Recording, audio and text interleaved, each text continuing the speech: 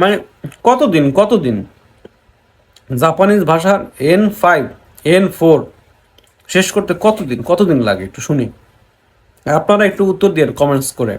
মানে আমার পরামর্শ শুনেন, আমার পরামর্শ হচ্ছে আপনি যত শব্দ মেমোরাইজ করবেন আপনার বেনিফিট হচ্ছে আপনার অপোজিট পক্ষ থেকে কেউ কোনো কথা বললে আপনি বাক্য পুরো না বুঝলে বুঝতে পারবেন যে এই টপিক নিয়ে কথা বলছে।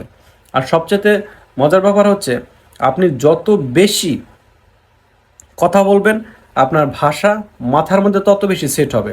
আপনি শুধু শব্দ মেমোরাইজ করে কিন্তু আপনি ফ্লুয়েন্টলি কথা বলতে পারবেন না। আপনারা গ্রুপ স্টাডি করেন না, আপনারা ক্লাসে যে এই যে কোচিং সেন্টারে গিয়ে যে পড়াশোনা করেন তখন আপনারা করেন, মানে একে অপরের সাথে টপিক ওয়াইজ কথা বলেন, জিজ্ঞাসা থেকে শুরু করে আপনার এক একটা টপিক নিয়ে কথা বলা শুরু করেন। বিশেষ করে কাজের ক্ষেত্রে জাপানে কাজ পাওয়ার জন্য কি কি কথা বলতে হয়, কি কি প্রশ্ন করতে হয়।